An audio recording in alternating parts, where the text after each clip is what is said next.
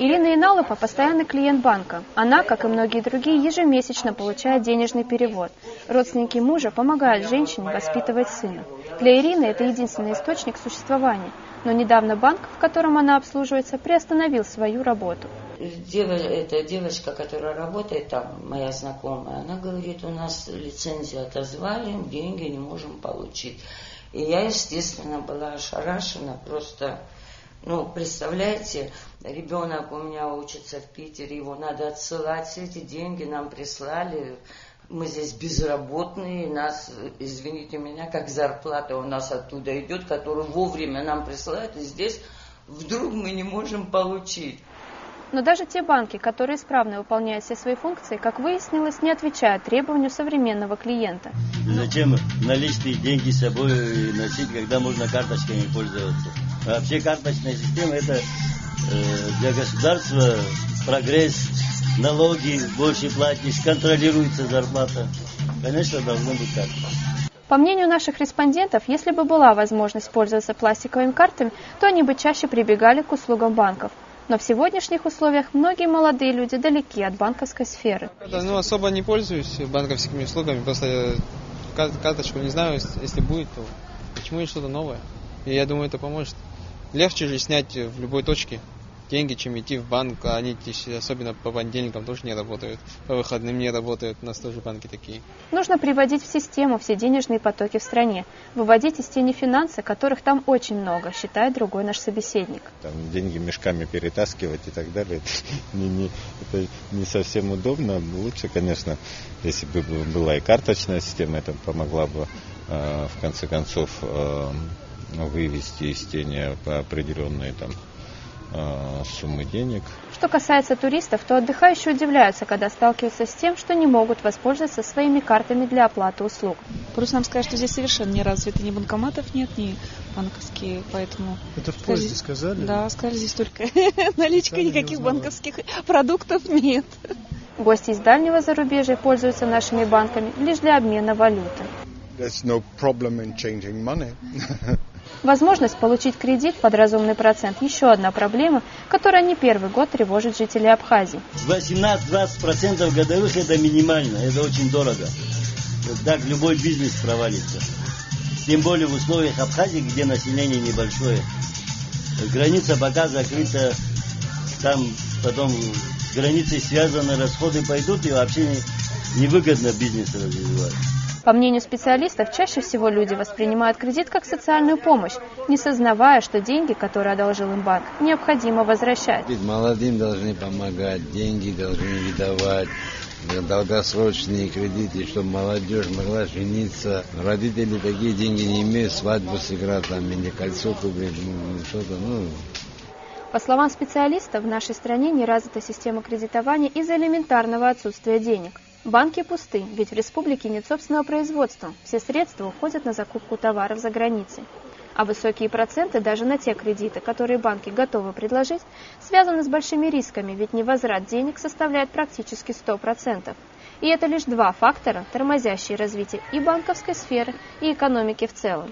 Ольга Жонова, Юлия Козлова, студия «Диалог».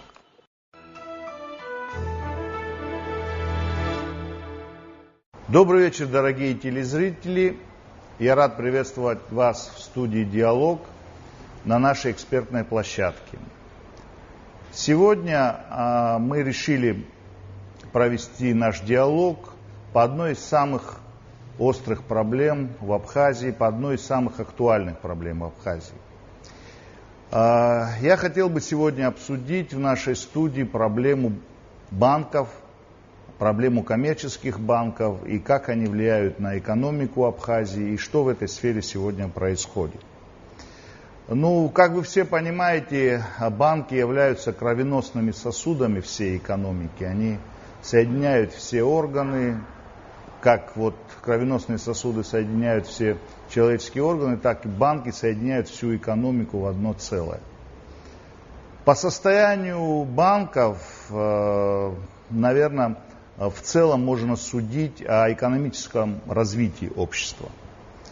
И коммерческие банки в условиях рынка являются на самом деле ключевым звеном. Современные банки – это очень сложный финансовый институт, и он не только выполняет финансовые кредитные функции, но и он также и аналитик рынка. И поэтому все состояние рынка, все состояние экономики можно проследить по банкам. Сегодня мы пригласили банкиров, первым долгом тех, кто непосредственно работают в этой сфере и которые имеют очень четкое представление, как функционируют банки и что нужно для того, чтобы наша экономика наполнилась инвестициями, наполнилась бы деньгами. Я сегодня рад приветствовать сегодня в нашей студии Тимура Бганба, он управляющий Сберегательным банком Республики Абхазия. Также я рад представить сегодня Сухумбанк в лице председателя правления Даута Агрба. Банковский специалист, работник, преподаватель Абхазского государственного университета, кандидат экономических наук Михаил Чалмаз. Я думаю, Михаил Чалмаз нам также подробно расскажет о той ситуации, которая у нас складывается. Я попросил принять участие и юриста Тамаза Кецба. Он хорошо знаком с банковской сфере, и я думаю, ваше мнение также будет интересно. И в сегодняшней нашей передаче я благодарен, что Даур Барганджия, находясь в Москве, будет принимать в нашей передаче участие. И Даур, всем известный в Абхазии человек, в 96-98 годах был председателем Национального банка. Сейчас он работает в банковской сфере в Москве. Добрый вечер, Даур. Добрый вечер. Мы все в студии, так что мы рады тебя видеть. Спасибо, готовы принять участие. Я построю нашу беседу таким образом, что первый вопрос обращен к управляющим банкам. Какая сегодня ситуация в банковской сфере? Почему такой, кризис сегодня все мы ощущаем в банковской сфере, и чем он вызван, по вашему мнению? Честно говоря, я начал с того, чтобы слово «кризис» не подходит к оценке ситуации. Я не хочу сегодня говорить о том, что у нас все хорошо, но кризис – это слово немножко не характеризующее нынешнее состояние банковской системы. Банковская система функционирует. У нас, конечно, колоссальное количество проблем, но она существует и, на мой взгляд, вполне достойно обслуживает ту экономику, которую мы на сегодняшний день имеем. То есть вы считаете, что банковская система вполне адекватна нашей экономической ситуации? Да. И... То есть речь идет о чем? Вообще в науке есть споры о том, что такое банковская система. Это же отрасль или все-таки инфраструктура? Но я сейчас свой взгляд скажу на эти вещи. Конечно, для Швейцарии это отрасль. Но для такой страны, как наша, там и многие, большинство стран мира, банковская система – это инфраструктура, которая обслуживает ту экономику, которую мы имеем, соответственно. Как, на мой взгляд, конечно же, существуют определенные проблемы в нашей банковской системе, но я бы не стал их рассматривать в отрыве от общей ситуации в экономике, потому что это зеркало, это отражение того, какую мы сегодня имеем экономику. То есть все проблемы так или иначе связаны с ситуацией в целом, с финансовыми ресурсами и с кризисом экономическим, в котором мы пребываем, да и не только мы, если посмотреть вокруг сегодня, в той же Российской Федерации, от которой мы, в принципе, напрямую зависим, так как мы находимся в рублевой зоне, испытывает определенные трудности с санкциями, которые введены, и, соответственно, они так или иначе косвенно тоже затрагивают нас. Это как бы один из элементов. В целом, проблема есть, конечно, но эти проблемы, опять же, я вот повторюсь, связаны с тем, что в общем на финансовом рынке существуют определенные трудности. Вот, и они отражаются, естественно, на нашей работе. Это самое главное. Другие проблемы, связанные с невозвратами кредитов, которые известны всем нам прекрасно, мы уже знаем об этом, суммы колоссальные по меркам абхазским. Это уже вопрос второй, каким образом их нужно возвращать, какие нужно механизмы разработать, в том числе и судебное производство и так далее. То есть это уже второй вопрос вот, в таком контексте. Михаил? Я характеризовал бы на самом деле ситуацию, которая сложилась сегодня в Абхазии, именно в банковской системе, как кризисную. И я считаю, что у нас кризисная ситуация, исходя из того, что наши финансовые организации не способны предоставить того количества продуктов, которое требует население. Вот. И более всего это связано не только с управленческими решениями, но и с ликвидностью банков, с режимом их работы. И я хочу сказать, что сегодня наши финансовые организации предоставляют на рынок примерно около дюжины финансовых продуктов, когда наши ближайшие соседи, например, в Российской Федерации, уже небольшое отделение предоставляет более 50-70 финансовых продуктов. А в Европе там зашкаливает за 1000. Поэтому, конечно, если рассматривать в контексте, значит, глобальном, наша финансовая система отстает. И отстает достаточно существенно. При этом можно констатировать, что за ближайшие 10 лет она, как банковская система, не состоялась. Ее можно назвать больше расчетной. Вот, на мой взгляд, вот это определение больше подходит к нашей системе, которая сложилась у нас здесь в Абхазии. Спасибо. Ну, Тамас, прежде чем тебе дать слово, я все-таки, наверное, хотел бы, чтобы мы более глубоко подошли к вопросу, который волнует, наверное, наше население, наших предпринимателей. Да? Насколько сегодняшние банки отвечают тем требованиям, которые выставляют предприниматели? Да? Это надежность банка, это стоимость обслуживания, да, и возможность получения кредита. И, как Михаил сказал, различных видов банковских услуг. Лизинга, ипотечного кредитования и всего остального. Неразвитость нашей банковской системы, я думаю, очевидна. И когда я говорил о кризисе, я говорил о том, что, наверное, те продукты, которые и та инфраструктура, которая была создана буквально там 10-15 лет назад, за 10-15 лет фактически банки не изменились. Они не стали не больше предлагать услуг, они не стали модернизированы. Нет у нас тех продуктов, которые есть в других странах. Поэтому, может быть, ну, как вам кажется, вот, Тамас, вот с этой точки зрения? Я хочу начать с того вопроса, с которого, значит, мы начали разговор, с оценки, да, и вот занятно, что представители банковского сектора выбирают более дипломатические оценки для состояния. Вот. А я хочу напомнить всем присутствующим и телезрителям недавние оценки, которые прозвучали из уст экс-президента Абхазии в 2011-2012 году.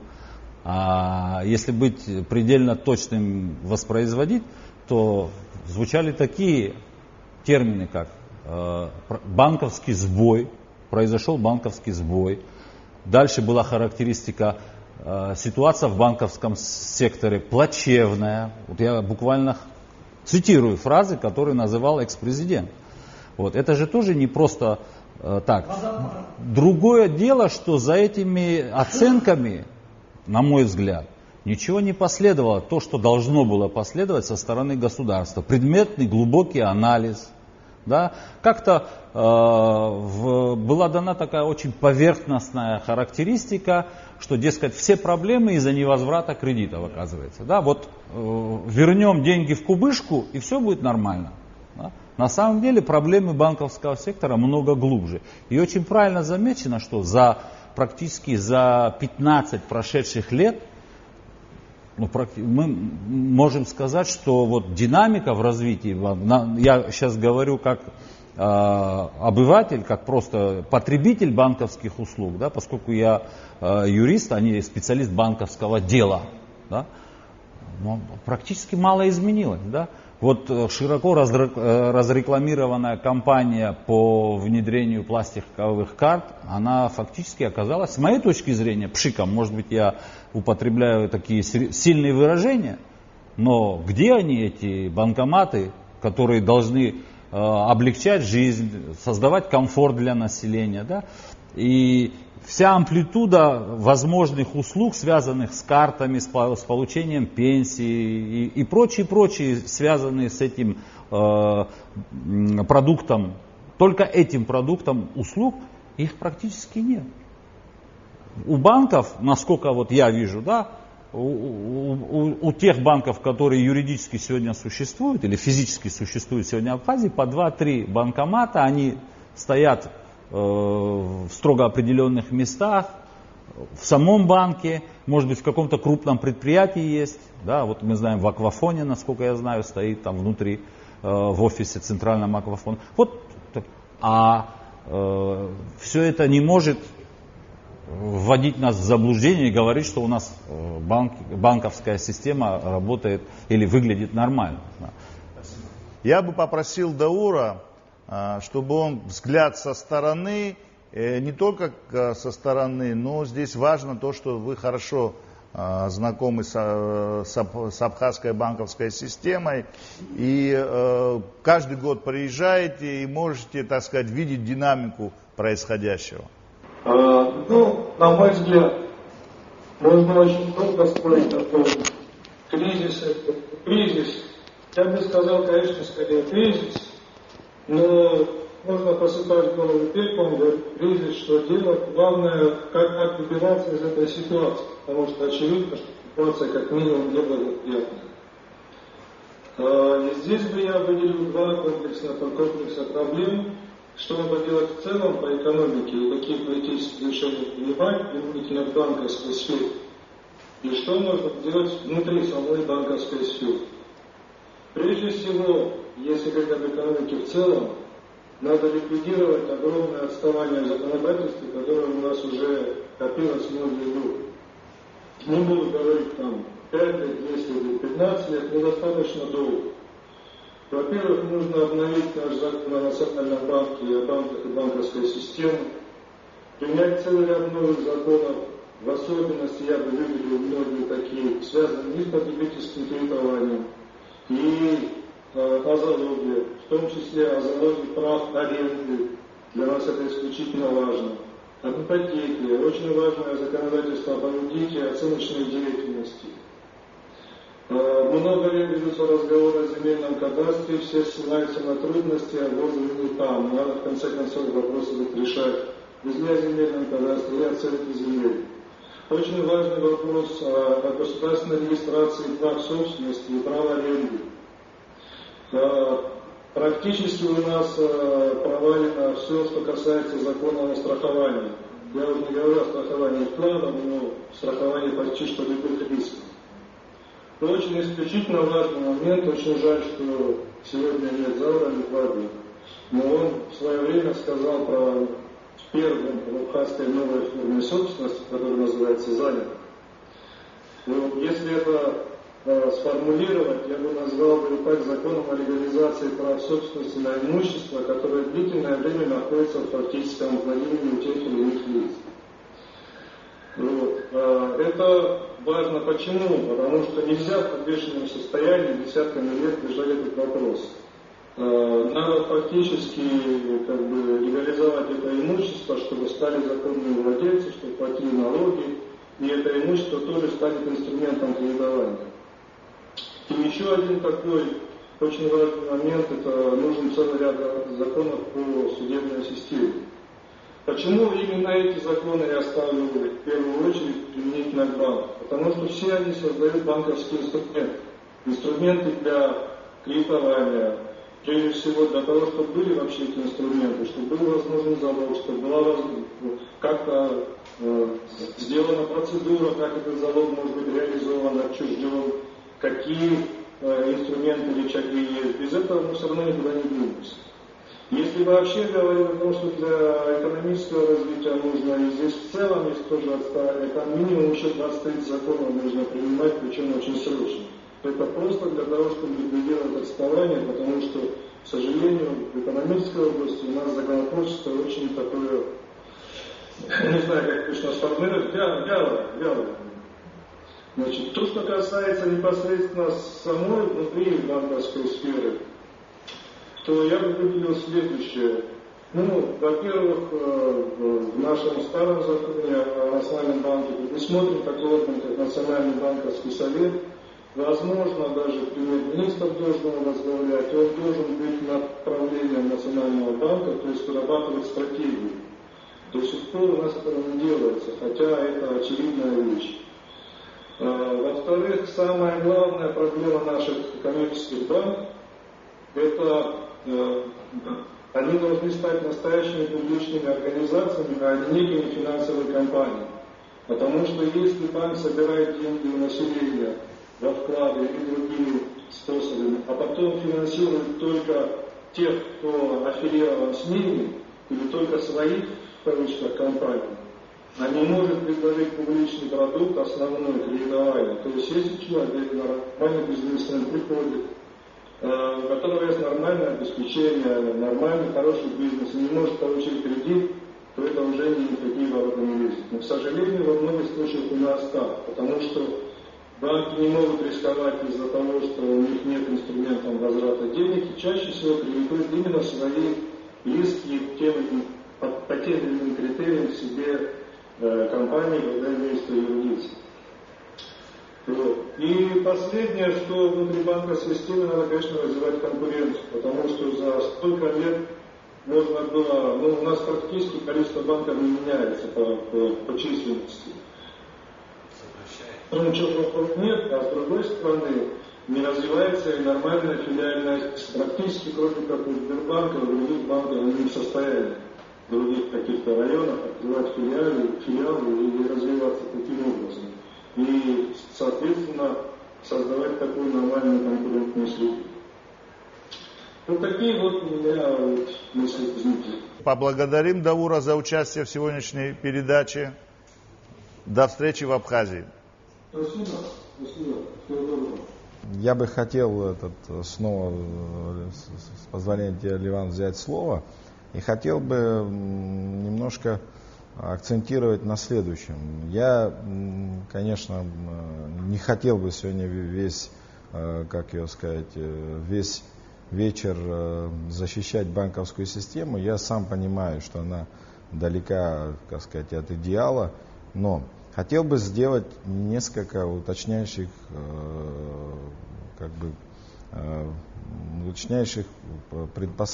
предложений. Первое. Сегодня мы должны разделить кризис и ликвидность банков. Да? На сегодняшний момент она, я могу отвечать за сберегательный банк, да, и в общем, со стороны вижу ситуацию, она нормальная. Сегодня, во-первых, сейчас сезон, да, неплохие выручки, и наиболее ликвидное время, когда коммерческие банки обладают достаточными ресурсами для исполнения текущих и будущих обязательств. Это я хочу сказать, чтобы люди правильно слушались в нас. И когда я говорю, что нет кризиса, это в первую очередь говорит о том, что сегодня у нас ситуация с ликвидностью банков нормальная. Это я хочу со всей ответственностью сказать. Второй момент. Вот здесь сегодня хотел бы уточнить, поднимался вопрос пластиковых карт. На самом деле, сейчас пока население наше не ощущает, да, всего того, что в этой части сделано. Но у нас все есть в Республике Абхазия для того, чтобы мы смогли эту программу продолжить, и в конце концов каждый из жителей Абхазии мог бы воспользоваться услугами карточной системы. Я думаю, что это дело ближайшего будущего. В чем причины такого медленного развития карточной системы? Во-первых, это в первую очередь, что это очень тяжелый продукт, технологический продукт. Мы все банки сталкиваемся с этим. Уточняющий вопрос. Насколько я знаю, национальная платежная система, да, в мире вообще их только несколько, да, то есть есть американская платежная система, Visa, там, MasterCard, и есть китайская система, и есть японская есть, а Швейцария не имеет. Германия тоже имеет, имеет. То есть это на самом деле только очень развитые страны, развитые экономики могут себе позволить создание национальной платежной системы. Но когда не замахнулись ли мы на создание собственной платежной системы? Опять же, это решение, которое принималось в Национальном банке, и у них, наверное, больше информации, они сами это могут прокомментировать. Я говорю о текущем состоянии вопроса. Она существует, платежная система существует, и она будет продвигаться. Сейчас говорить, дорогая, когда-нибудь окупится, это вещи, я не ставил вопрос о дороговизне, я ставил вопрос о эффективности. Вот эффективности, да? Хорошо, мы говорим о цифрах. На сегодняшний момент, с начала года, с наших банкоматов снято 500 миллионов рублей. Цифра значительная. Вот представим себе, в основном это люди, которые приехали в Абхазию. Это по каким системам? Это по нашим банкоматам. По нашим банкоматам? Вот, нашим банкоматам, которые их мало, недостаточно. Цифра абсолютно верная. 500 миллионов на сегодняшний день снято с наших банкоматов. То есть это 500 миллионов рублей, которые отдыхающие или гости на нашей республики в основном сняли с банкомата и потратили в республике. Это же помощь, наверное, экономике Абхазии. Наверное, да, надо признать. Вот. Потом, второй момент. В общем-то, развитие карточной системы – это дорогостоящая вещь для банков в том числе. Потому что любое техническое, там, посттерминалы, банкомат – это, во-первых, очень дорогое оборудование. Во-вторых, самый главный вопрос – это еще и вопросы безопасности. То есть невозможно представить себе, что мы можем в нашей республике разбросать банкоматы, там,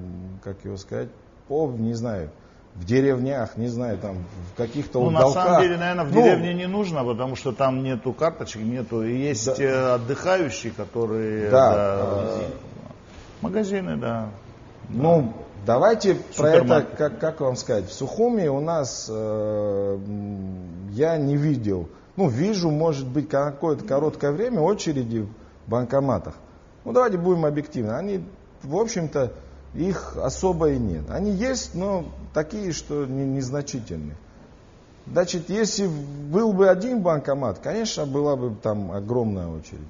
Я еще раз хочу подчеркнуть. Вот две вещи, которые сейчас я дам вам всем слово, я хочу сказать следующее, которые мы должны правильно донести. У нас нет кризиса ликвидности, давайте так скажем, в банковской системе на сегодняшний момент. И второе, хотел бы все-таки защитить, тут была критика по пластиковой системе, могу уверенно сказать, что Сбербанк Абхазии будет внедрять. У нас уже есть 10 банкоматов, мы будем эту сеть увеличивать, и мы это сделаем. Но, к сожалению, мы не можем это сделать завтра. Мы это каждый год будем добавлять, и я думаю, на 2-3 года так вижу ситуацию, что она будет в корне, в части использования пластиковых карт, в корне будет изменена. Если говорить о платежной системе, что решение, которое принималось, на мой взгляд, оно было неправильным. В чем? На кредитные деньги строить такую платежную систему, на мой взгляд, это неправильный подход вообще в ситуации. Так как данные средства, полученные от Российской Федерации для того, чтобы увеличить ликвидность коммерческим банкам и помогать, значит, ЦБ, они должны были использоваться чуть в другом направлении. Вот. Но здесь было принято решение, которое, значит, говорит о том, что нам нужно в первую очередь не помогать туристам, как бы, да, снимать деньги с наших банкоматов, а увеличить безналичный оборот в стране и уменьшить налично-денежный оборот. В принципе, ситуация была такая, и это как бы очень серьезное, благое дело. Но на кредитные деньги все это выстраивать, это было в корне неверно. Потому что через какой-то промежуток времени, совершенно небольшой, этот кредит уже необходимо будет платить, а система до сих пор не заработала. В этой связи я хотел бы добавить, что нужно, наверное, сделать ревизию тех законов, которые уже приняты у нас в Абхазии. Например, открывая счет, значит, физическим лицам, у нас в законе прописано, что банки должны и обязаны выдавать ему и пластиковую карту тоже, что совершенно не работает. Вот. А не работает почему? Потому что данный проект связан не только с финансовыми ресурсами, но и с людскими тоже. Здесь речь идет об эквайринге. Это проект должен был рассматриваться не для того, чтобы там деньги можно было пойти снять в банкомате, а для того, чтобы люди могли безналом расплачиваться в магазинах, в ресторанах и так далее и тому подобное. Но все это вещи затратные для тех мест, которые будут принимать эти пластиковые карты. А это значит, что, как говорил, значит, один из руководства, значит, Центрального банка, в каждой Апатской можно будет использовать эти пластиковые карты. Нет. В эту Апатску нужно провести интернет. Эта Апатска должна купить терминал. Эта Апатска должна иметь счет в банке. Вот, для того, чтобы поступали туда деньги. И эта Апатска должна заключать договор определенный с банком, за что должна платить и так далее и тому подобное. Все вот эти нагрузки в данном случае при принятии этого решения легли тяжким бременем на коммерческие банки. Вот, и потому эта система не может быть выстроена в ближайшей перспективе. Хотя она должна быть доведена до конца, так как большая часть пути уже пройдена. Но затраты, они чересчур велики, и оправдаются ли в конечном итоге, это будет известно уже нашим детям. Это мое личное мнение. Я бы хотел к этому добавить то, что касается пластиковых карт. Напрямую, вот те продукты, даже если рассчитывать на то, что будет развиваться система пластиковых карт, если мы по опыту, если мы по практике сталкиваемся с тем, что физические лица, люди отказываются от этих карт, потому что какие-то все равно издержки нужно нести по обслуживанию этих карт, по там, ежемесячному, ежегодному и так далее. То есть отсутствие определенной финансовой грамотности у населения, первое. Во-вторых, неудобство. В-третьих, напрямую отсутствие доходов у населения. Пока у людей не будет доходов, пока не будут нормальный уровень заработной платы, то и такие продукты, в принципе, предлагать бессмысленно. Вот мы говорим, что 10-12 да, продуктов мы сегодня в Абхазии, а все остальное пока никому не нужно, они не востребованы, потому что напрямую, если человек в буквальном смысле сегодня зарабатывает себе на жизнь, он не думает о том, что ему нужно там дистанционное банковское обслуживание, либо пластиковая карта, по которой он будет в магазине безналично рассчитываться за покупку вещи или продуктов питания. То есть тут взаимосвязанная вещь. Нельзя вот так в отрыве говорить, что вот банки вот такие, ничего не развивают, 10 лет на одном месте. Но вы меня извините, если брать даже отношения постсоветского пространства и западных банков, да, разница огромная. Вот тут Михаил тоже говорил, даже в предоставлении продуктов разница колоссальная. Почему? Потому что мы переживаем этот постсоветский период, и по сравнению даже со странами СНГ мы сильно отстаем. Что-то у нас очень сильно отстаем. Сильно отстаем, да. Даже если вот на улице вот спросить у людей элементарных вещей, люди не знают, не ходят в банки, потому что им нечего там делать. Туда приходят те, которые либо занимаются предпринимательством, получают денежные переводы, и кто осуществляет потребительское кредитование, вот они приходят, получают там с магазинами, мы вот работаем, знаем с людьми, с физлицами. Вот только в таком, как говорится, да вот, знаешь, контексте. Я бы поспорил по этому поводу, готово ли наше население пользоваться этими продуктами. Да, потому что вот я слышал разговоры, пока у нас не было супермаркетов, что вот у нас супермаркеты не пойдут, они не будут работать, никто не будет ходить. Как только начали открывать супермаркеты, я думаю, они стали пользоваться популярностью. Очень с удовольствием люди начали ходить. У нас говорят, что у нас не время открывать хорошие рестораны, никто не будет ходить. Я, насколько знаю, и итальянские рестораны открылись, и итальянские повара приехали. И мы ходим и пользуемся. То есть человек очень хорошо и быстро привыкает к хорошему. Да, и поэтому говорить о том, что мы... На самом деле, я считаю, было рискованно, наверное, тем, кто открывал первый супермаркет, их открывать. Но люди пошли на это, рискнули, и риск оправдан. Это бизнес, да. И, наверное, те, которые первые открывали у нас Апатский, тоже рисковали, но потом их уже не так, да. То есть я бы, наверное, все-таки сказал бы о том, что сегодня, я как предприниматель, как бы у меня вопрос большой, да, почему нет у нас интернет-банкинга, да? У нас есть интернет, у нас есть обслуживание, но его у нас нету. Готов ли я работал в Москве, значит, это было 10 лет назад, я в Москве пользовался этой услугой, да, сидя в офисе, я отправлял платежки. Прошло в Москве, это тогда тоже не новинка была 10 лет назад. То есть есть такие продукты, которые, какая-то определенная часть предпринимателей уже готова. Этой услуги в мире уже более четверти века. Четверти века. А карточки завели в прошлом веке, в 70-х годах. Вот теперь смотрите разницу какую. У нас в Абхазии было 15 коммерческих банков. Для Абхазии и для людей, это удобная система проводить разного рода платежей. Сегодня осталось 9, и непонятно, сколько будет завтра. На мой взгляд, для людей будет удобно, если мы дадим возможность здесь пригласим, или откроем дверь для того, чтобы и заграничный банковский бизнес тоже сюда зашел. В какой форме?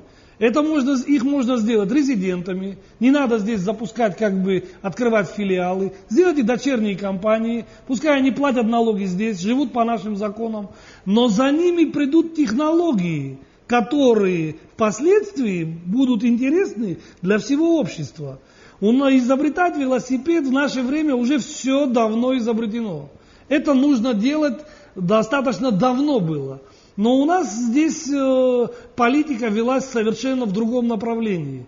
То есть мы все хотим говорить о том, чтобы у нас здесь были одинаковые правила игры для всех. Чтобы государство помогало банкам, так как они кровь экономики, не только своими законами и подзаконными актами, но и, сейчас, наверное, будет возможность рассмотреть те финансовые ресурсы, которые будут приходить из России, в другом, допустим, под другим углом. И, возможно, нужно будет рассматривать такую ситуацию, когда часть из этих средств нужно будет выделять коммерческим банкам для поддержания ликвидности, для увеличения продуктов, для того, чтобы они более плотно работали с населением. Это можно все делать, конечно. И самое интересное то, что сегодня во всем мире есть тенденция, когда люди уже работают с определенными гаджетами. Они не ходят в банки непосредственно. Сегодня разные гаджеты, они в одном, как говорится, флаконе, и удостоверение личности, и телефон, и кошелек, и система еще разные, которые можно туда присоединить. Да, у нас здесь все это можно внедрить, все. это имеет право на жизнь, и нужно нам перепрыгивать через, допустим, определенное количество времени, внедряя вот такие новые технологии. Это даст нам возможность импульсивно, четко, быстро сделать определенный рост. Мы сейчас плавно перешли от состояния нашей банковской системы в будущее, да, что надо делать. И здесь я бы начал бы с того, что на самом деле вот тот вопрос, который поднял Даур, о системе законотворчества, которая сильно отстает от сегодняшних реалий. На самом деле я приглашал на сегодняшнюю передачу депутатов, но, к сожалению, никак, честно говоря, на программе «Диалог» никак у меня не установится контакт с депутатами. Многие из них отказываются под разными предлогами, то есть не потому, что они не хотят, говорят они, прийти на передачу, а то, что у них они уезжают в силу занятости и так далее. И, к сожалению, я бы сейчас, пользуясь случаем, обратился бы к парламенту, к депутатам и сказал бы, потому что очень много вопросов к депутатам, к парламенту, к законам. Я вас прошу, приходите, пожалуйста, на программу «Диалог» и в открытом эфире обсуждайте с нами все проблемы. Вы избраны народом, и, к сожалению, ваш отказ участия приводит к тому, что эти вопросы просто повисают в воздухе. Потому что, честно говоря, я не знаю, кто отвечает сегодня за разработку этих законов. Мы не знаем тех людей, с кого это надо спрашивать. Да? В следующей передаче я постараюсь сделать таким образом. Я поставлю кресло, и тот депутат, который не пришел, за него будет отвечать это кресло. Это первое, что я хотел бы сказать. Второй момент. К сожалению, сегодня на нашу передачу также не пришли представители Национального банка, потому что было бы намного интереснее, наверное, сегодня участвовать в диалоге. Но их аргументация была такова, что Национальный банк — это структура, которая контролирует коммерческие банки, и основная функция Национального банка — это осуществление контроля. И есть такие вопросы, на которые Национальный банк не может ответить в силу каких причин. Потому что есть коммерческая тайна, и поэтому, так сказать, на эти вопросы Национальный банк не сможет ответить, и молчать было бы некрасиво. Масса вопросов, которые не касаются коммерческой тайны. Я думаю, что и эта практика тоже должна быть. Мы должны в открытом диалоге обсуждать все проблемы. Я думаю, у нас масса вопросов, которые не связаны с коммерческой тайной.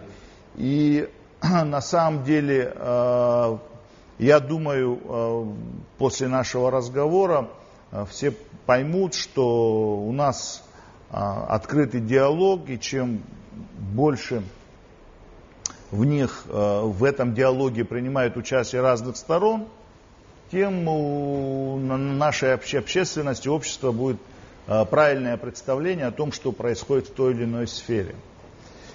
Поэтому, наверное, по поводу первой причины о том, что у нас сложности в банковской сфере, в том, что у нас нет развития в этой области, наверное, это законодательство, да. И я думаю, здесь вы все согласны. Если есть кто-то, что по этому поводу сказать, Томас, как ты думаешь? Я хочу как раз обратиться к тому, что Даур назвал, и я абсолютно согласен с его подходом.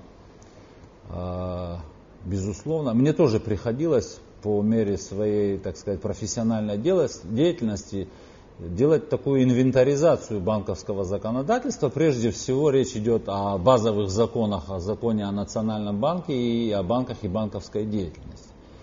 И Значит, не надо быть семипядей во лбу, чтобы увидеть откровенные несуразности и несостыковки с реалиями и противоречием вообще здравому смыслу, которые существуют как в самом законе, так и в реальной жизни, которая расходится с буквой закона. Вот, например, мне приходилось давать интервью, по-моему, «Чегемской правде», где я обозначил несколько моментов, которые просто мне непонятны. Кстати, Даур о них упомянул сейчас. Вот когда он говорил о том, что стратегию развития банковского сектора должен вырабатывать Национальный банковский совет. Но проблема в том, что у нас в Национальный банковский совет входят те же самые люди, которые входят в правление Национального банка. А у нас вообще существует? Он не работает. Он формально существует на бумаге. Ну, ни одного. Честно говоря, вот я задавал многим вопросы и только сейчас получил ответ, кто должен формулировать кредитно-денежную политику в республике. Вот такая цель. Я хочу продолжить. Опять же, совет, сославшись на Даура, на его большой опыт. Вы знаете, кто возглавляет Национальный банковский совет в Российской Федерации? Силуанов, министр финансов. У нас председатель Национального банка является председателем правления и председателем Национального банковского совета. Это как в хорошей русской пословице. И чтец, и жнец, и на дуде, и грец. Понимаете? И поэтому на выходе у нас ничего нет. Никаких стратегических программ развития. Да? Вот я думаю, что корень проблем во многом сокрыт именно вот в этих вопросах тоже. Я не скажу, что все, но во многом те же самые. Потом я могу просто обратиться, вот банковскими проблемами уже занимаюсь более 10 лет. Я помню, как обсуждался вопрос создания некого банковской ассоциации, там, банков, коммерческих и банков. Вы знаете, ее нет, и я хочу вам сказать свое абсолютное убеждение, что главным противником создания такой ассоциации коммерческих банков является Национальный банк. Потому что управление и вот эта вот регулирующая функция Национального банка, она построена по принципу «я начальник, ты дурак». Абсолютно вертикальная структура, которая вообще не предполагает общения, диалога, обсуждения и так далее. Надзорная организация из-под надзора. И вот то, что вот эта аргументация, которую вы услышали по поводу неявки на наше сегодня, она абсолютно это иллюстрирует. Что значит все, что делает Национальный банк, коммерческая тайна? Абсолютно нет. Тамаз Иванович, с вашего позволения, если говорить о вот таких вещах, то буквально недавно все население Абхазии выразило свое, мнение по поводу перемен вообще в Абхазии в разных отраслях. Мне кажется, и учитывая, что банки и вообще банковская деятельность для экономики Абхазии имеет огромное значение, и без нее реформы проводить невозможно, то нужно начинать реформировать и Национальный банк тоже. Его политику, его структуру и так далее и тому подобное. И это даст некий эффект, который впоследствии отразится от Национального банка к коммерческим и впоследствии к людям тоже. В принципе, мы должны выстроить такую технологическую цепочку, чтобы человек, находящийся далеко, от вот этих вот проблем, на себе почувствовал, допустим, то, что у нас в стране будут начинаться некие перемены. Положительные, да. Как государство должно участвовать в развитии банковской системы, какие у него инструменты и что должно сделать государство, кроме, мы сказали, законов и Национального банковского совета. Является ли ставка рефинансирования инструментом? Я хотел бы, чтобы вы об этом поговорили. Я немножко хотел бы все-таки вернуться к тому, что мы обсуждали здесь, и сказать о следующем, что, в общем-то, у нас до последнего времени не было ничего. Я имею в виду, государство не имело своей экономической программы. Соответственно, как может Национальный банк, мы сейчас его критикуем, иметь такую программу? Не может сегодня, как ее сказать, банковская система выбирать свои собственные пути, и она не, как я вам сказал, это не отрасль, которая должна себя повести локомотивом. И тут я все, что говорилось в вопросах законодательства, в вопросах реформирования системы, абсолютно за. И тут и про то, что мы говорили, и как его сказать, и новые системы связи, новые услуги, все абсолютно правильно. Но понимаете, надо начать с следующего. Сперва государство должно выработать экономическую программу, а потом, так сказать, уже и банковская система в нее включиться и в русле этой программы действовать. То есть вот о чем мы сегодня должны с вами говорить. И я сегодня, мы все-таки по большому счету коммерческие банки, это цель их, это заработать деньги. И я хочу вам сказать, мы в этом варимся, да? Если мы видим, что мы можем внедрить какой-то продукт, и он принесет нам деньги, мы это сделаем. Но мы сегодня говорим, я с самого начала это начал говорить, и хочу сказать следующее, что у нас такой уровень экономики, вот давайте представим себе, да, кроме там средств связи, какой бы вот здесь мы сидим, вот какой вы хотели бы приобрести продукт, который вы знаете? Вот. А вот у меня такой вопрос. Какой вот сейчас? К этому, то есть у наших банков достаточно средств, потому что я, насколько знаю, эти все продукты, они очень дорогостоящие. У нас достаточно средств для того, чтобы мы могли приобрести эти инструменты, да, и внедрить в банки. То есть банки обладают и такой прибылью, чтобы приобретать и предлагать своим клиентам. Слушайте, мы внедрили один из самых дорогостоящих проектов, который вообще в банковской системе. Мы внедрили платежную систему.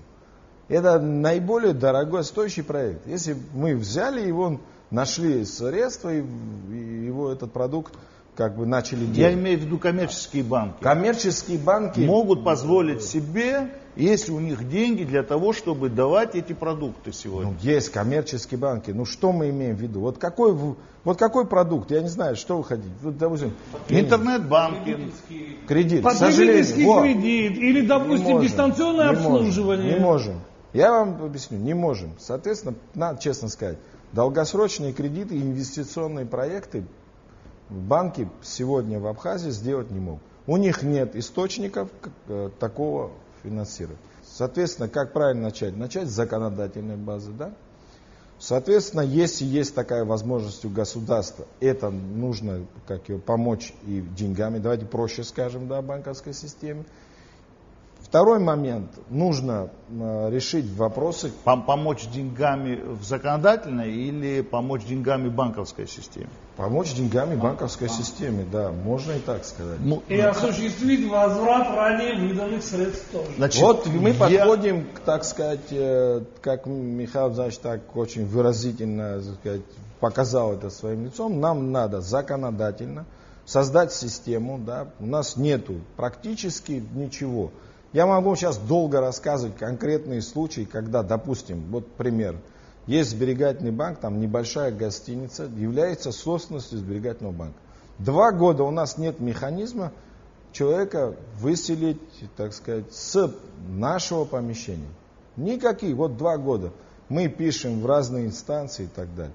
Это его не последнее жилье, да, и это мы имеем все законные основания, чтобы взять эту гостиницу, продать и вернуть наши деньги. Не можем. Так, мы имеем кучу, как сказать... инструментов. Нет, инструментов кучу не имеем. Мы имеем кучу залогов, да, где мы тоже не можем вступить в свои права. Формально это является собственностью Сбербанка, а практически не можем. То есть, с одной стороны, я понимаю, что в гражданском законодательстве, как его сказать, права личности, они выше, чем банковские. Но как-то, в конце концов, привести в систему в порядок. И когда человек берет деньги в банке, он должен понимать, что он должен вернуть. Как сегодня я вот смотрел ролики ваши, многие воспринимают кредит как социальную помощь. Это совершенно не так. К сожалению, сегодня система такая, что деньги получают люди те, кто имеет деньги. Как вот, да, я так упрощаюсь. На самом деле банковские продукты в развитых странах, они несут и социальную нагрузку. Ипотека – это, значит, когда есть возможность получить кредит молодой семье на образование, кредитами и все остальное. Отлично, то есть там банковские продукты – это не то, что бизнесмены получили деньги. Нет, там, хорошо, отлично затронули тему. Как вы думаете, могут ли получить, допустим, там безработный, там, как его сказать, может получить банковский продукт? Безработный получает пособие. Пособие, отлично. Может ли он получить ипотеку? Нет. Вон с сегодняшним числом говорим, ипотеку нет. Может ли 5000 рублей, имея человек зарплату в среднем по республике, прийти получить там в Америке кредит? Может за 200 долларов? Где? В Америке? Имея доход, который может предъявить 200 долларов, ничего не может человек получить. Давайте будем говорить, как есть. Я думаю, что, знаешь, здесь как бы, что первее яйцо или курица. Значит, если мы будем говорить, вот прошедшая передача была посвящена легализации вообще, то есть доходов, белых зарплат и всего остального. Если бы банковский продукт был, ипотека была, и, значит, была бы возможность получить долгосрочное ипотечное кредитование, многие работники потребовали бы от своих, так сказать, работодателей перевести их зарплату в белую. Понимаете, вы бы стимулировали стимулирование переходения. То есть вы говорите, что вот нету там 5000, мы знаем очень много предприятий, где на самом деле зарплата не 5000, 30, 35 и 40 и так далее. Но бессмысленно, так сказать, человеку получать эту в белую зарплату, платить налоги с этой зарплаты, но не получать продукт. Значит, продолжение разговора по поводу, тут вопрос был задан, что должно сделать государство и на государственном уровне для поддержки банковской системы. Я согласен, самое первое, самое главное, это внести изменения в законодательную базу. Это то, с чего нужно начать. Далее нужно просто определиться, из каких источников вообще будет развиваться банковская система. То есть это будет внешние источники финансирования, либо это внутренние источники финансирования. Что имеется в виду под внутренними? То есть нужно создать условия комфортные для того, чтобы люди начали приносить в банки вклады, то есть в внутренние фонды, депозитные фонды. Для этого нужно выстроить такую систему, чтобы, во-первых, это было выгодно банку, тоже в том числе, помимо того, что придет физическое лицо и будет вносить денежные средства во вклад на определенный срок. Далее эти средства нужно будет размещать. То есть, таким образом, помимо законодательной базы, нужно еще и развивать экономику в целом. Нужна быть какая-то экономическая программа, в результате которой у людей появятся доходы, появится желание сохранить свои вклады. То есть он будет понимать, что деньги обесцениваются, если они будут лежать у него под подушкой, грубо говоря. Тем более, что мы знаем, что есть определенные суммы, определенная личность, которая в черном обороте. И для того, чтобы ее вытащить, для этого должна быть заинтересованность у человека, чтобы он сам добровольно принес их в банк и был уверен в том, что эти деньги будут работать, приносить ему минимальный доход, но они будут работать, они не будут обесцениваться. Это первое. И второе, то, что касается, вот вы говорите, долгосрочных кредитов, ипотечное кредитование. Я думаю, что все-таки нужно начинать с малого, то есть с потребительских кредитов. Если опять-таки мы всегда больше апеллируем на страны постсоветского пространства, да, потому что они к нам ближе, и система у нас была одна, и в принципе в то же самое время мы развиваемся уже в постсоветский период, по большому счету. Там они все-таки акцентируют, те страны, которые акцентируют на консервативный подход используют, то есть они не вкладывают в ипотечное кредитование, потому что ипотечное кредитование в будущем может привести к тому, что будет кризис, обесценится рынок недвижимости и так далее. То есть это высокорискованная, как говорится, политика. А потребительское кредитование это небольшие кредиты. То же самое, серый нал выходит, человек будет просить своего работодателя перевести свою зарплату на белую, потому что он не получит потребкредит, если он не принесет справку о доходах с работы. А там суммы колеблются 30, 40, 50 тысяч для начала. Это не такие суммы. То есть это и есть выход. Мы сегодня работаем с этим, и мы знаем, что люди заинтересованы работать и показывать свою зарплату, потому что он может прийти в магазин, приобрести ту или иную вещь, которую он сразу не может рассчитаться за нее. То есть вот подходы должны быть поэтапно. Законодательная база, потом определенная экономическая программа, а потом уже банк включается в эти механизмы. Ну, естественно, конечно, внешнее инвестирование, то есть внешние инвестиции, они необходимы, я так считаю. Потому что, с одной стороны, это как бы внешнее, но учитывая, что мы в рублевой зоне, с другой стороны, это и не внешнее. Как бы внутри одного пространства финансового мы получаемся. Если, допустим, те страны, другие, которые имеют собственную валюту, могут говорить о внешних инвестициях как о другой валюте или инвестициях в другой валюте, мы говорим все о той же рублевой зоне.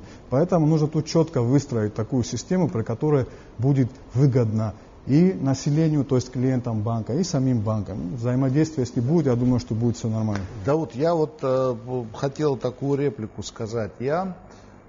Поскольку мы сегодня находимся в той ситуации, когда Россия оказывает финансовую помощь Абхазии, да, и есть социально-экономические программы по развитию, да, вот сейчас она заканчивается. Сейчас она, которая была, она заканчивается, да, и должна быть вновь создана новая социально-экономическая программа, в которую должны войти развитие, вот, например, я, насколько знаю, и в прошлое было развитие сельского хозяйства, да. Вот я, например, от вас, банкиров, я не слышал о том, что вы имеете проект по финансированию банковской системы. То есть, вот если крестьяне говорят, что да, нам нужны кредиты, нам нужно развивать сельское хозяйство, я не знаю, все другие отрасли говорят, но, например, одно из самых, по моему мнению, ликвидных, где вложенные деньги вернутся, и еще с процентом, это банковская сфера. Так? И тем более, что банки по своей сути, деньги не крутятся внутри только них, да? Они вкладываются в экономику. Да, там идет цепочка. Вот почему вот в данной ситуации, когда вот мы сейчас говорим о том, что на самом деле банку существовать без какой-то внешней помощи очень сложно, да? Вот, например, сейчас, да, мы знаем, что в России существуют санкции для ряда банков. И государство, то есть и они не могут внешне заимствовать за границей деньги, государство объявило о том, что оно готово эти заимствования осуществить вместо заграничных банков. То есть мы говорим о том, что банковская система без помощи, без внешнего заимствования, она не может существовать. Но второй момент очень важный, что это та сфера, в которую инвестиции возвращаются. То есть, почему у нас не предусмотрено в социально-экономической помощи какой-то суммы, которая бы была бы вложена в банковскую систему, в коммерческие банки, и эти банки смогли бы через 10-15 лет вернуть эти деньги с процентами. То есть, вот мне кажется, здесь большая проблема в том, что мы на самом деле не слышим голос банкиров в этом отношении, что вот отрасль нуждается в деньгах, отрасли нужны деньги, в Национальном банке их недостаточно, их нету, значит, надо создавать возможность заимствовать эти банки за пределами Абхазии.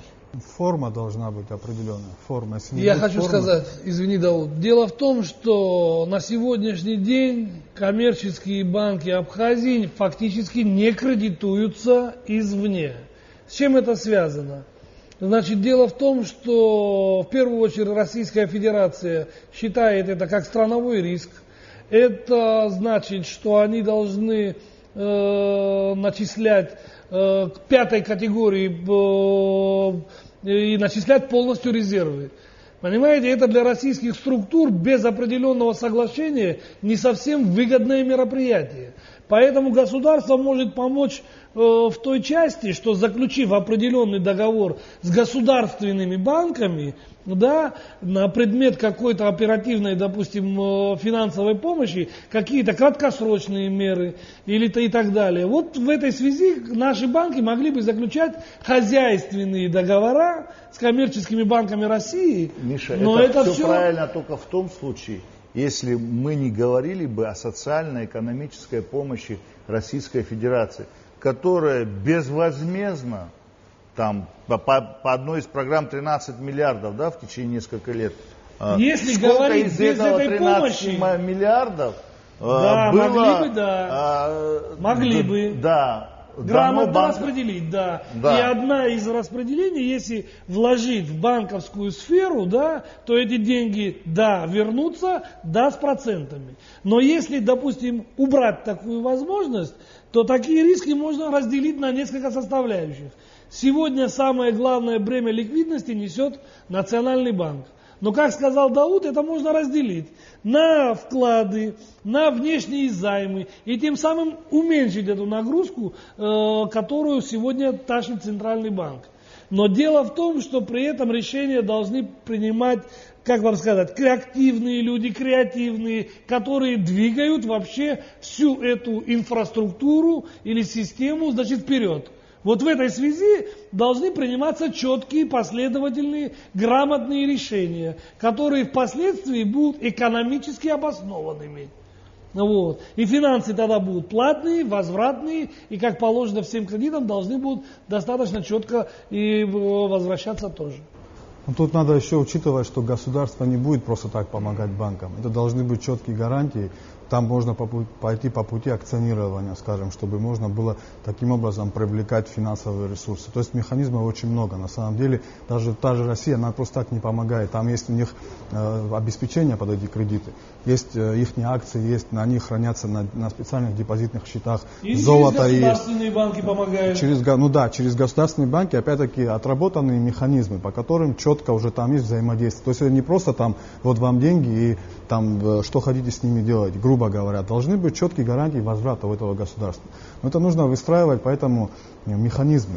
Я думаю, банки могут создать этот механизм. Иван, если позволите, вот я, к примеру, у нас план социального развития, мы все знаем, он был больше направлен на социальное развитие. Мы, как и строили детские стаи, была...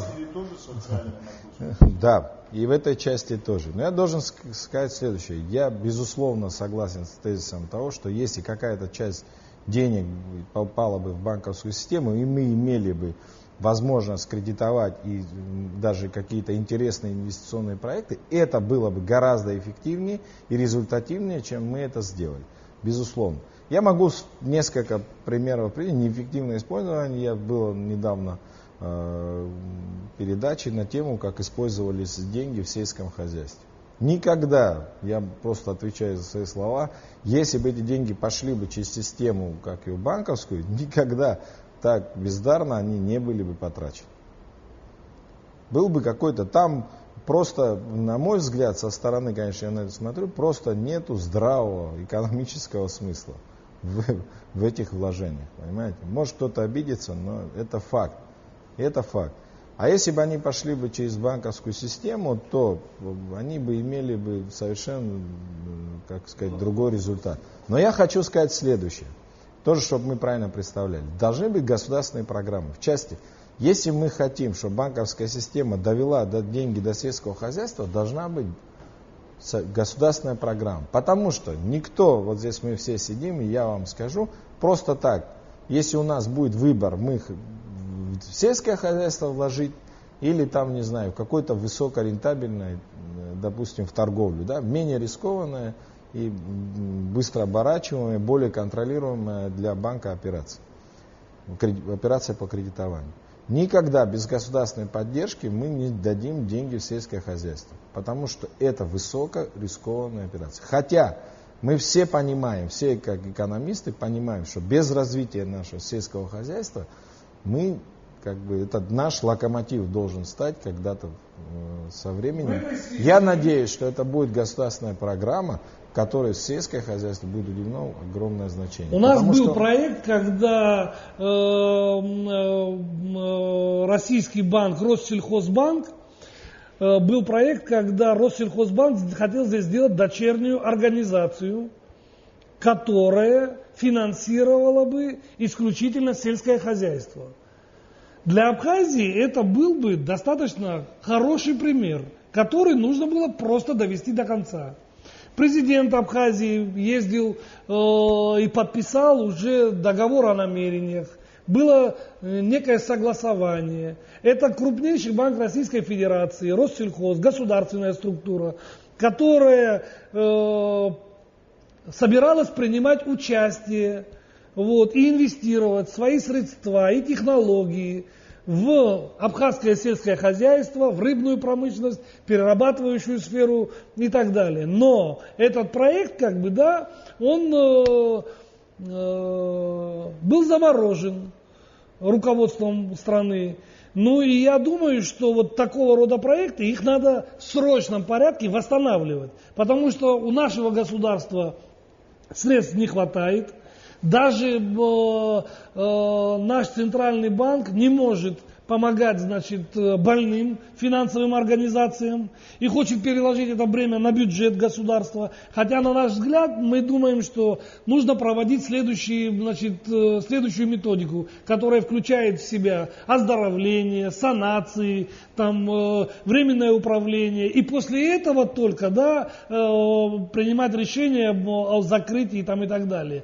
У нас же было 15 финансовых организаций. Они должны, в принципе, у нас увеличиваться. Потому что людям, чем больше банков, тем лучше. Они имеют возможность обратиться в один, в другой, в третий. Может быть, увеличивается и конкуренция, как говорил Даур Андреевич. Но у нас количество банков уменьшается. При этом, если смотреть на экономическую целесообразность, закрывая финансовые организации, государство теряет. Государство теряет, и люди теряют. А так как у нас социально направленное развитие вообще должно быть в стране, то этому надо уделять особое внимание. Это на самом деле не магазин хлеба, который можно прийти и повесить замок и сказать, что там все ушли на фронт или что-то такое. Это очень серьезный институт, который требует особого внимания.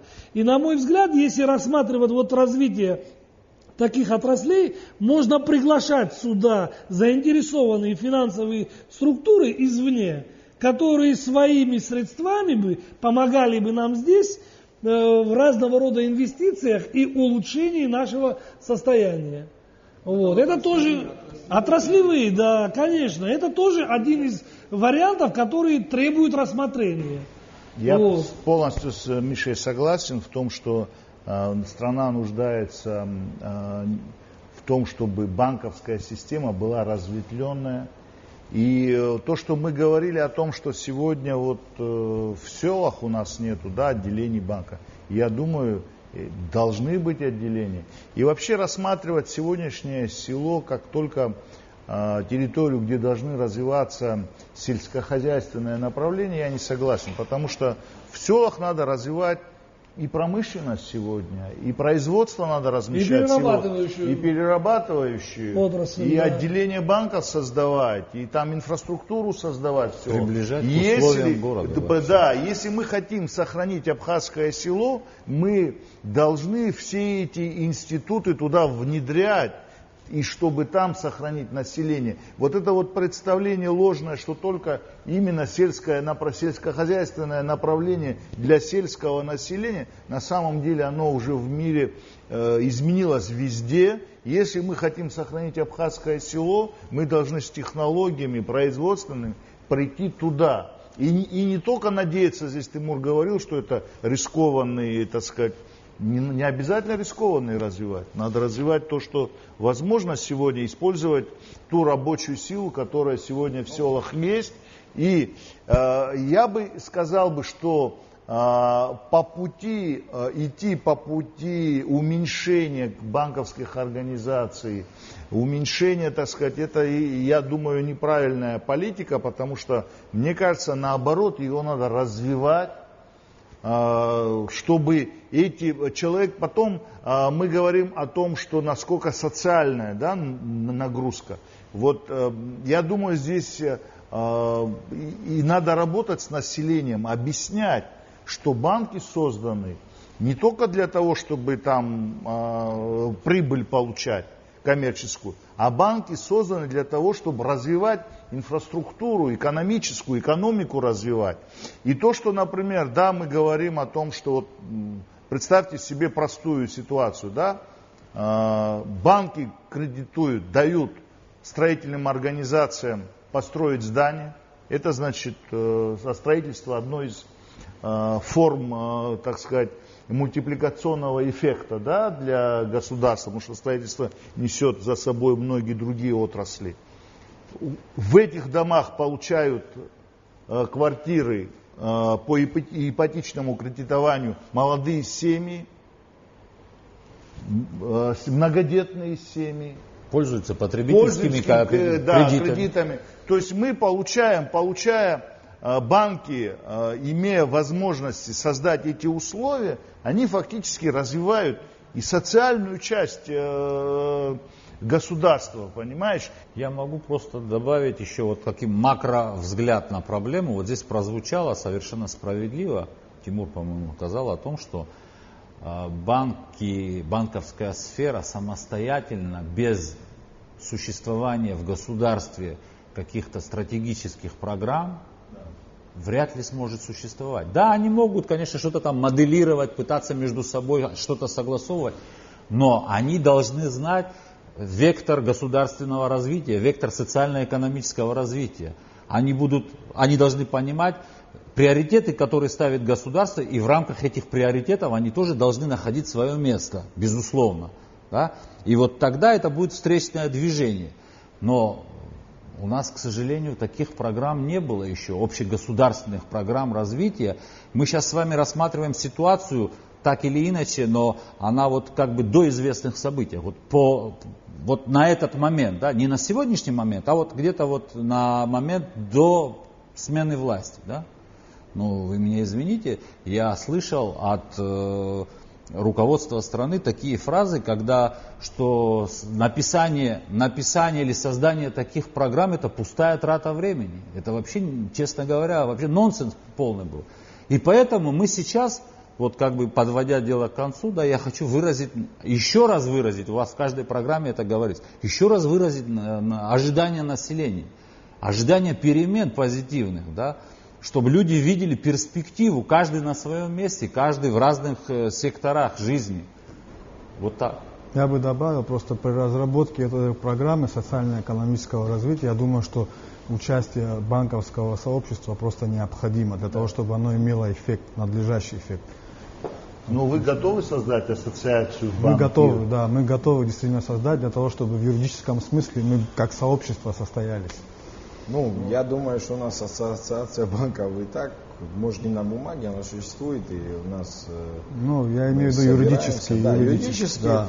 Надо, конечно, это сделать. И, да. Ну, я хочу сказать несколько слов и еще раз сказать тезис о том, что сегодня у нас дела в банковской системе, конечно, так сказать, не шикарные. Там мы на самом деле не можем ряд продуктов предложить.